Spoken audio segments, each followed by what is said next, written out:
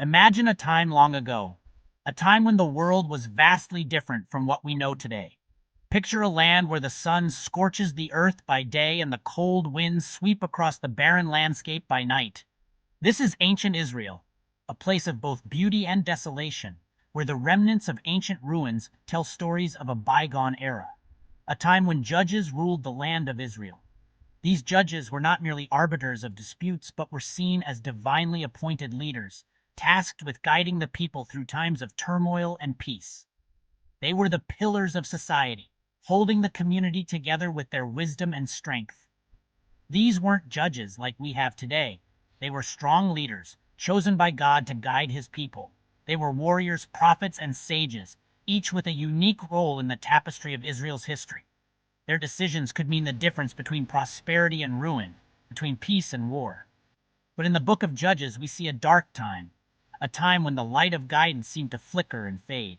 The skies grew dark, not just with storm clouds, but with the ominous signs of a society in decline. The once vibrant communities were now shadows of their former selves, struggling to find their way. The people had turned away from God. They did what was wrong in God's eyes. The moral compass that once directed their actions was now lost, and chaos reigned in the streets. Markets that once bustled with trade and laughter were now scenes of disarray and conflict. They forgot his love and his laws. The sacred scrolls that once held the wisdom of generations were now abandoned, gathering dust in forgotten corners. The laws that had been the foundation of their society lay broken and neglected, symbols of a covenant that had been forsaken. This was a time of chaos. Families were torn apart by strife, and communities were fractured by distrust. The bonds that once held them together were now frayed and fragile, threatening to unravel completely. It was a time of moral decay.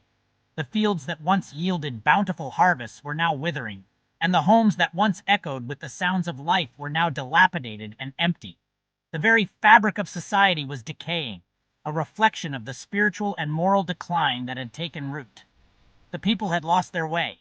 They wandered through life like lost travelers in a desert, searching for meaning and direction, but finding only confusion and despair.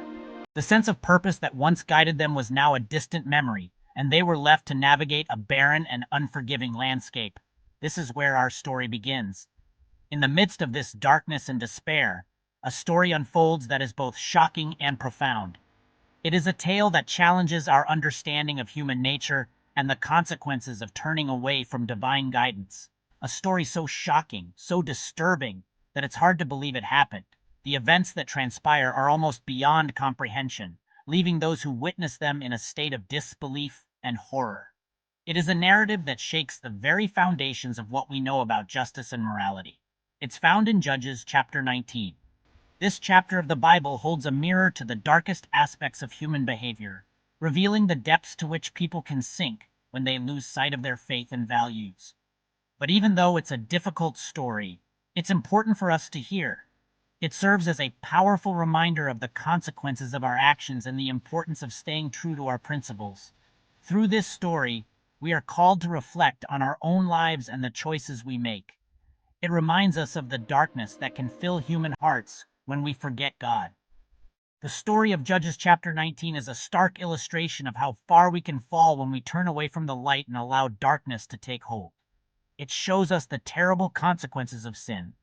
The suffering and hardship that result from our actions are laid bare, serving as a cautionary tale for all who hear it.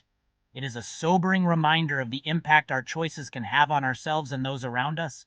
But most importantly, it points us to the hope that we have in God. Even in the darkest of times, there is a glimmer of hope that can guide us back to the light. This story, while filled with darkness, ultimately leads us to a message of redemption and renewal, a hope that can shine even in the darkest of times. It is a hope that transcends the ages, offering us a path to redemption and a reminder that no matter how far we may stray, there is always a way back to the light. Our story centers on a Levite, a member of the tribe of Levi, one of the 12 tribes of Israel. The Levites held a special place in the society of ancient Israel. Now, Levites were special people in Israel. They were not given a specific territory like the other tribes, but were instead scattered among the other tribes to serve as priests and caretakers of the tabernacle and later the temple. They were chosen by God to serve in the temple, performing sacred rituals and maintaining the holy sanctuary. Their duties were considered vital for the spiritual well-being of the nation. This Levite was traveling home with his concubine, a woman who, while considered a wife, held a lower social standing than a primary wife. Their journey was not just a simple trip, it was fraught with challenges and uncertainties. A concubine was a wife, but with a lower social standing. This social hierarchy often influenced their interactions and the way they were perceived by others in their community. We don't know their names, but we know their journey will take them through dangerous territory. The landscape was vast and rugged, filled with rocky paths and potential threats from both nature and man. Their journey was long, and as the sun began to set, they needed shelter. The fading light added to their urgency, as traveling by night was perilous. They arrived at the town of Gibeah in the territory of the tribe of Benjamin. Gibeah was a small town, but it was their only hope for finding a safe place to rest. They waited in the town square, hoping for someone to show them hospitality.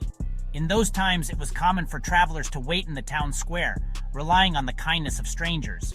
Remember, hospitality was very important in those days. It was not just a social nicety, but a deeply ingrained cultural and religious duty. It was a sacred duty to welcome travelers and offer them food and shelter. This act of kindness was seen as a reflection of one's faith and righteousness, ensuring that no one was left to face the dangers of the night alone.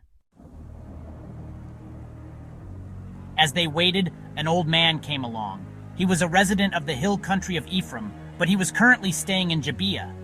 The old man noticed the Levite and his concubine standing by the road, looking weary and lost. He approached them with a kind heart and a curious mind, wanting to know their story and offer any help he could.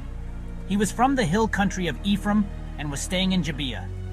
The old man had seen many travelers pass through the town, but something about this couple seemed different. They looked troubled and in need of assistance. He saw the Levite and his concubine and asked where they were going. The Levite, grateful for the attention, explained that they were on their way home, but had been unable to find a place to stay for the night. The old man listened intently, his face showing concern and empathy. The Levite explained they were heading home and needed a place to stay for the night. The old man, understanding their plight, immediately offered them shelter. He knew the dangers that lurked in the streets at night and couldn't bear the thought of leaving them vulnerable. The old man welcomed them, offering them food, shelter, and protection for the night. He led them to his home, a modest but warm place, and made sure they were comfortable. The Levite and his concubine were relieved and grateful for the hospitality. Relieved, the Levite and his concubine accepted the old man's hospitality. They settled in, feeling a sense of safety and comfort they hadn't felt in days. The old man provided them with a hearty meal and a place to rest, and for a moment, it seemed like their troubles were over. They thought they had found safety in this strange town, but they were wrong. As the night grew darker, an unsettling feeling began to creep in. The peaceful atmosphere of the house was soon shattered by the sound of angry voices outside. As darkness fell, a group of wicked men from the town surrounded the house. Their intentions were clear and malicious. They were not there for a friendly visit. They had come with evil in their hearts. They began banging on the door, demanding that the old man send out the Levite so they could abuse him. The noise was deafening, and the fear inside the house was palpable. The old man, realizing the gravity of the situation, knew he had to act quickly to protect his guests. The old man, horrified, pleaded with the men to leave. He tried to reason with them, explaining that the Levite was his guest and under his protection. But the men were relentless, their demands growing louder and more aggressive. He offered them his own daughter and the Levite's concubine instead. It was a desperate and heartbreaking decision, made in the hope of saving the Levite from a terrible fate. The night in Gibeah had turned into a nightmare, one that would leave scars on all involved.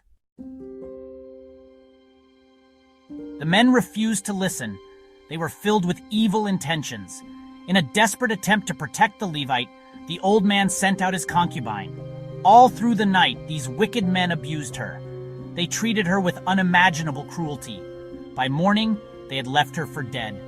The Levite found his concubine lying lifeless on the doorstep. The horror of what had happened was too much to bear. He took her back home, carrying the weight of his grief and the evidence of this horrific act. Section 5. Outrage and retribution. The tribes unite in anger. The Levite, filled with grief and anger, did something unthinkable. He cut his concubine's body into 12 pieces and sent a piece to each of the 12 tribes of Israel. This shocking act was a call to action. He wanted all of Israel to know about the wickedness that had happened in Gibeah. And Israel was indeed outraged. The tribes gathered together, united in their anger and disgust. They had never seen such wickedness. They demanded justice. They marched on Gibeah ready for war. Section 6. A brutal war vengeance and its consequences. The tribe of Benjamin, instead of condemning the actions of the men of Gibeah, chose to protect them. They gathered their army and prepared to fight against the other 11 tribes of Israel. A brutal war followed. Thousands died on both sides. The tribe of Benjamin, though smaller in number, was fierce in battle. They almost defeated the other tribes, but in the end, the wickedness of Gibeah could not stand. The tribe of Benjamin was almost completely destroyed. Section 7. A story that shocks the soul. Why this matters today. Judges 19 is not just an ancient story. It's a mirror reflecting the darkness that can reside in the human heart. It shows us how far people can stray from God's love and justice. It reminds us that sin has consequences, not just for us, but for everyone around us. This story is hard to read, it's uncomfortable, but it's important. It forces us to ask ourselves difficult questions. How can we be agents of love and justice in a world that is often filled with darkness? Section 8. Finding hope in darkness. Redemption's embrace. Even in this dark story, there is a glimmer of hope. The outrage at the injustice done to the Levite's concubine shows that God's people still had a sense of right and wrong. They knew that what happened in Gibeah was wrong. The story reminds us that God is a God of justice. He sees the suffering of the innocent. He hears the cries of the oppressed, and he will not stay silent forever. Section 9. A call to action, choosing love and justice in our time. Judges 19 is a call to action for each of us. It challenges us to examine our own hearts. Are we living lives of love, compassion, and justice? Are we standing up for those who are vulnerable and oppressed? This story reminds us that we are all responsible for each other. We can choose to be like the wicked men of Gibeah, or we can choose to be like the old man who offered hospitality and tried to protect the Levite and his concubine. We can choose to be part of the darkness, or we can choose to be part of the light.